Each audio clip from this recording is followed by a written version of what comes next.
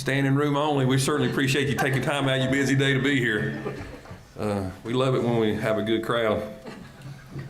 At this time, I would ask Commissioner King if he would lead us in the invocation and pledge of allegiance. Commissioner? Heavenly Father, we thank you for this time we come together.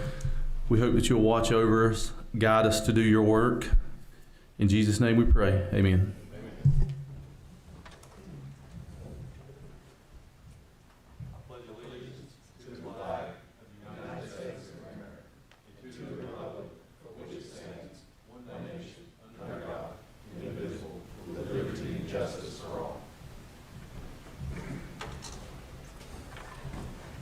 Thank you, Commissioner King. At this time, we entertain the approval or adjustments to the minutes, or the agenda. I do have an item I'd like to add to consent agenda, Norwood and Locust Interlocal Agreement, or DEQ. I move approval. All right, I have a motion, I have a second. Second, Commissioner King, any discussion? All those in favor say aye. Opposed? Motion carries. First item is public comment, and I have Mr. Anthony Graves. Anthony, come on up, sir.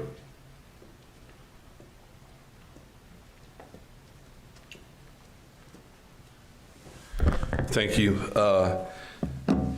When you just called for that vote, I about said aye. The last time I was in here, I was on the school board, and I said, thank God you didn't embarrass yourself by, it just becomes automatic at a certain point. So anyhow, I was saying aye in spirit.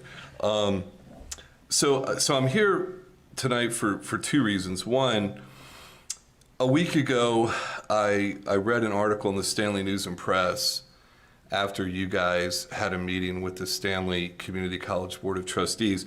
And I was really disappointed. And I was disappointed because there's so many good things happening in Stanley County. You know, sometimes there's a saying that any press is good press. That's not true. Bad press is bad press. And there was an article in there about one of your co-commissioners, Commissioner Asciutto, using some profanity in the meeting. I won't go through and read the article. But I had put a comment online, and I wanted to read it for you. It's pretty short. And my comment was that Peter Asciutto's, I'll say Commissioner Asciutto, selfish and totally inappropriate grandstanding in front of the Stanley Community College Board of Trustees, especially after acknowledging that the trustee in question had already apologized to him, is worthy of censure.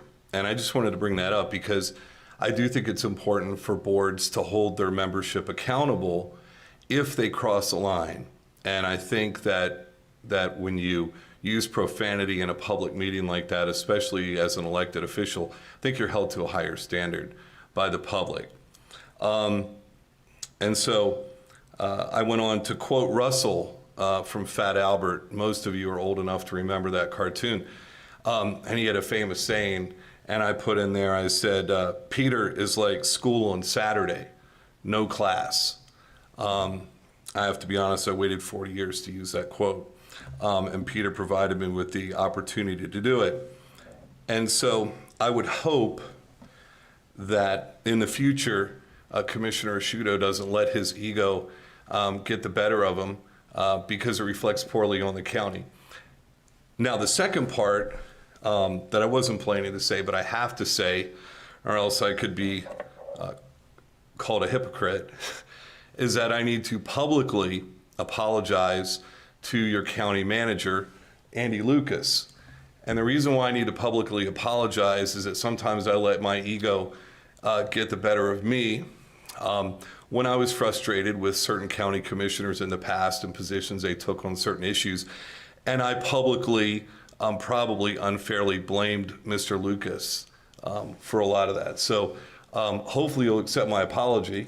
And There's never any offense taken. no, I know he's a good guy. I probably would have been frustrated. I know when some people are unfairly critical of me, I get frustrated. So anyhow, I just wanted to say that, and thank you for allowing me to speak. Thanks, sir. We certainly appreciate it, Anthony. No one else has signed up, or anyone else here would like to like to speak in public comment? All right, thank you very much. Next item is a reappointment of Central Carolina Workforce Development Board, and our presenter is Ms. Candace Louder, our EDC Director. Ms. Louder. Good evening, Chairman, members of the board. Come to you this evening on behalf of David Hollers and the Central Carolina Workforce Development Board. The board has 2 representatives from Stanley County that are up for reappointment, and both of those current board members have been asked if they would be willing to serve again, and we are. I'm one of them representing economic development, and Mr. Brett Barbie with Charlotte Pipe and Foundry in Oakboro represents the private sector in Stanley County. So we ask that you reappoint myself and Mr. Barbie to the Central Carolina Workforce Development Board for a 2-year term beginning July 1st, 2023 and ending June 30th, 2025. I'll be happy to answer any questions you have about the board or the process. All right, thank you, ma'am. Any questions for Ms. Louder? I make a motion to approve both for those slots. Have a motion to approve Mr. Barbie and Ms. Louder. Second by Commissioner Hatley. Any discussion? I just want to say for transparency, I think Mr. Barbie has not even fulfilled a full term, right? So this will be voting him in for a full term.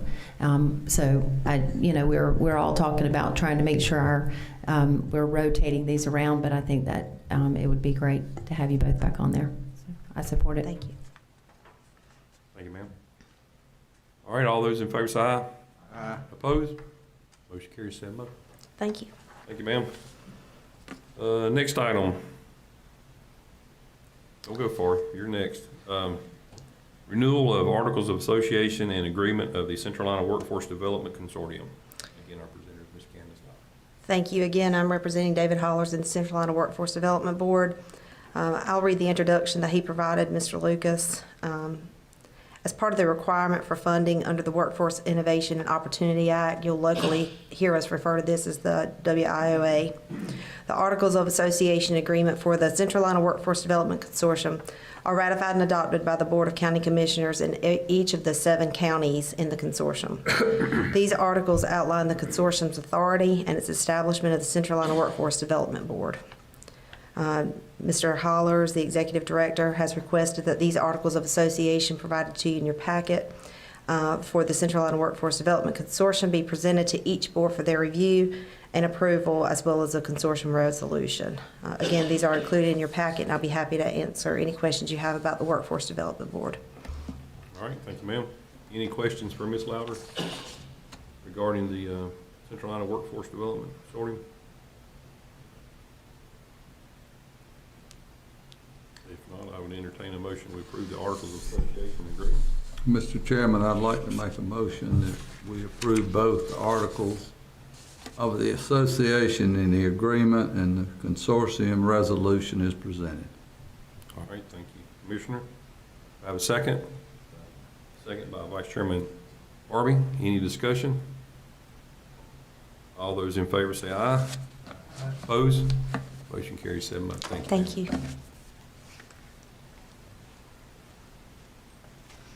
All right, item number 4 is our fiscal year 22-23 audit, and our presenter is Mr. Toby Henson, Finance Director. Hey, How are you, sir? fine. Thank you, Mr. Chairman and members of the board. North Carolina General Statute 159-34 states that the auditor shall be selected by and shall report directly to the governing board. So with this statement, we have 2 different components. One is the auditor selection, in which we're going to be talking about here shortly, and 2, the audit presentation, which is normally done in November or December. In looking at getting an auditor for this year, I got responses from 3 different firms. One is Martin Starnes and Associates. They actually proposed a price for $75,000. And Thompson Price Scott Adams and Company, their price was at $59,900. I also got a response from Cherry Becker stating that they just could not bid on providing audit services for this year. It sounds like they just have basically about all they can handle. And they stress that please contact them again another time, that, you know, hopefully they might try to work with us in the future. But we got two firms here, Martin Starnes and Associates. They're out of Hickory.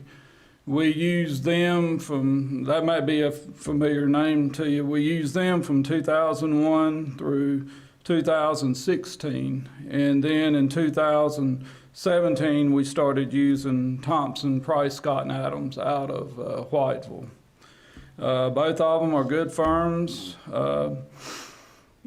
They're, for the most part, good to work with. I know they're still auditors, so there's a little bit of aggravation there that just goes along with it. But overall, both of these firms have served the county well through the years. And so it's just basically up to you which one that you want to choose to go with. I'll be glad to answer questions if you have any. All right, thanks, sir. Any questions for Mr. Henson? Mr. Henson, we are comparing apples to apples. I think there's quite a bit of difference there. Yes. Martin Starnes, the reason we quit using them in 2016 is when they proposed a price for 2017, it was a fairly large increase. It was probably around 12%. And so we did seek other options at that time, and we found Thompson's was willing to do it, and price-wise, they were considerably lower, just basically like this. I will say Martin Starnes, they staff more people. They, you know, an audit's an audit, but they do approach it maybe slightly different. Martin Starnes, they've got two parts to their operation. They've got the tax side and they got the auditing side. And normally with them, you work on one or the other. During tax season, if you work on the auditing side, you're basically in training the whole time, getting prepared for the audits coming up. At Thompson's, they've got their tax side and their auditing side, and some of them work on both sides. And as you can see, I mean, Martin Starnes, you could say staff's probably quite a bit more, and it does reflect the price. But you know, again, both of them gets the job done. Sometimes I get impatient and thinking they should be further along than they should, but they've both met the deadlines. We have to, of course, the fiscal year ends June 30th, and we have to have the report done, which is that thick book that you all get in November or December. And that has to be done and ready and sent to the LGC by October 31st. They may have a little bit of leeway because they can't review all these audits at one time, but they really need to be, the deadline's October 31st. And with either of these, we haven't had any problems getting it done at that time. Any more questions for Mr. Henson? All right, what's the pleasure of the board? Mr. Chairman, I'll make a motion that we approve Thompson, Price, Scott, Adams and Company who continues to perform the physical audit, especially the year 2022 through 2023, for a fee of $59,900. And you can see that it's a $2,950 increase over the audit price for last year. or around a little over 5% more. Okay, thanks, sir. Do I have a second? Second. Commissioner King, any discussion? All right, all those in favor say aye. Aye. Opposed? Motion carries. Thank you, sir. All right, thank you. Good luck with that.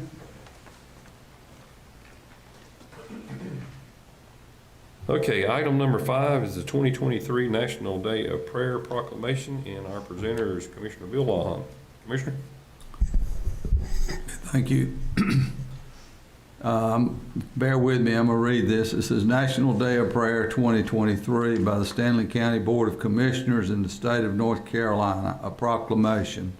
Whereas May 4th, 2023 marks the 72nd consecutive observance of the National Day of Prayer as mandated by Congress and by our President. And whereas prayer fervently and righteous and avail much is the theme for 2023 National Day in Prayer. And whereas leaders of the nation and our Stanley County community have relied upon the power of prayer throughout our history. Now therefore, we, the Stanley County Board of Commissioners, do hereby proclaim May 4th, 2023 as a day of prayer in Stanley County, North Carolina, and urge our citizens to join together in their homes, places of work, or places of worship to pray for the unity of the hearts of all mankind, and to continue praying for Stanley County and our state and our nation. This is adopted this 17th day of April 2023. And Mr. Chairman, I'd like to make that as a motion that the proclamation be approved. All right, thank you, Commissioner. And I have a second by Vice Chairman Barbie. Any discussion? All those in favor say aye. Aye. Opposed? Motion carries. 7-0. Thank you, sir. I know Albemarle has a service, Locust has a service, and Oakboro has a service that day at 12 noon. I'm not sure of any other municipalities. Charles, you might know, but I encourage you to attend. All right. Thank you, sir. Next item is item number 6, resolution in opposition to NC House Bill 562 and Senate 317. Our presenter is County Manager Lucas. Thank you, Mr. Chairman, members of the board. This resolution is being brought forward. I know Chairman Eford had approached me about putting something together. I know that certainly the town of Locust was, or city of Locust, excuse me, was concerned about this. This is the workforce housing bill. We actually talked about that in the work session. We actually talked about, I believe at that time it was Senate Bill 317, and now there's a companion bill in the House, 562. They're essentially the same bill, language-wise. But it essentially takes away a lot of county authority with respect to planning and zoning, and would restrict, it takes basically that as long as there's a 20% workforce housing as part of a subdivision, they can pretty much go anywhere. And so it really takes a lot of that rezoning and conditional type zoning away from you all and that power, that you can't charge system development fees. The really interesting thing about this is the workforce housing, they only have to live in it for 12 months. And the other piece of it is how are we even going to track? I'm not sure how there's a good mechanism for tracking, whether or not they qualify for the workforce housing stipulations. It's just going to be, there's a lot of administrative oversight associated with this bill that's going to be really problematic for counties and municipalities both. But it does things, basically takes power away in terms of setbacks, system development fees, landscaping, and other key standards that protect adjacent landowners and preserve our rural areas that our board has tried to do. And so the resolution's in the packet that you all have had and had an opportunity to review, and I'll be happy to answer any questions that I may be able to address. All right, thanks, sir. Any questions? Some of my concerns with this bill is it's not that I'm against something like this, but it's just the way this bill's written. Like Andy said, 20% of the lots to be conveyed to workforce housing, but again, it doesn't say ownership. And it's just, trying to preserve farmland. These units can be put in any type of zoning that we have. So I think this bill just sort of hurts a lot of the counties or all of the counties and municipalities in the state of North Carolina. So that's all I have at this time. And the resolution's in your packet. I would just like to make a comment. I'm very glad that you brought this forward and that I'm going to vote for the resolution to oppose this.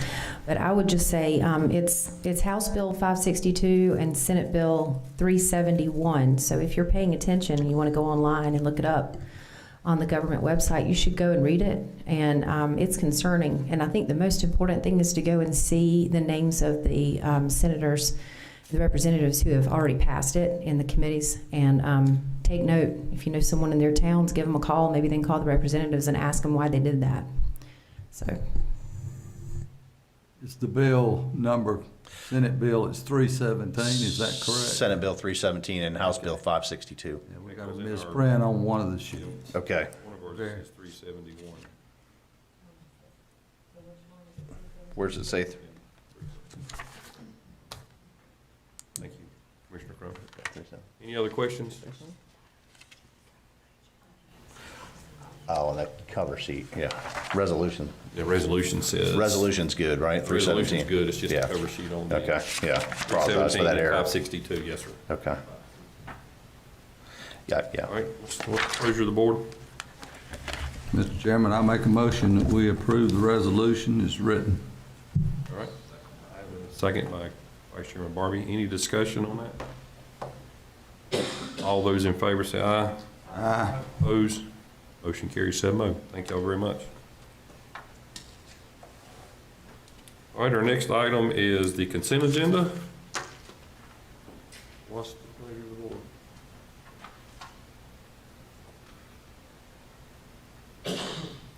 I make a motion we approve the consent agenda. All right. I have a motion to approve. Do I have a second? Second, Commissioner King. Any discussion? All those in favor say aye. Aye. Opposed? Motion carries. Thank you. Okay, at this time, board comments, announcements, and committee reports. Commissioner King, I'll start with you, sir. Well, I don't know if y'all heard or not, but we had a meeting with the Stanley Community College last Thursday, and it was really a great meeting. If you hadn't been out to check out the community college lately, you really need to go check that out. They're doing great things there. We're really fortunate to have such a strong community college right here in our backyard, and I think everybody needs to go out of their way to try to support that as much as they can. And I appreciate Commissioner Lawhon bringing up the National Day of Prayer, because these times that we're in right now in this country and world, we need prayer more than ever. So don't have anything from the library. They didn't meet this month. Met with the fire commissioners, or all the fire chiefs, and everything's going good. They're trying a new dispatch plan with the 911 center, and that's a little rocky right now, but they're getting through it. And that's about it for me, so thank you guys. Thank you, Commissioner. Commissioner Shudo. Yeah, just a couple quick things. I appreciate you coming by, Mr. Graves, and giving your opinion. And just as a follow-up to the thing, it was very difficult for me to do. The incident happened 2 days before our meeting with the Board of Trustees. And when Mr. Eastford apologized to me, like literally 5 minutes before the meeting started, I said, I accept it, but we're going to talk about it in open session. And he said, you're going to make a big deal of this? I said, because that situation was pretty egregious of what happened. There were just so many layers to it. And I don't know if you saw my message that if you wanted to call me, you could have called me and stuff. But it was just a pretty egregious situation. There were a lot of layers to it. And with the conversation, and I had never met the man before that time. So anyway, I do appreciate your concerns and stuff like that. Also, a couple things moving forward. Great building at the facilities. That thing's the length of a football field, and that thing is huge. And it's going to be a wonderful trade facility. And then I did some work days as a county commissioner. You've always tried to do work days in different departments.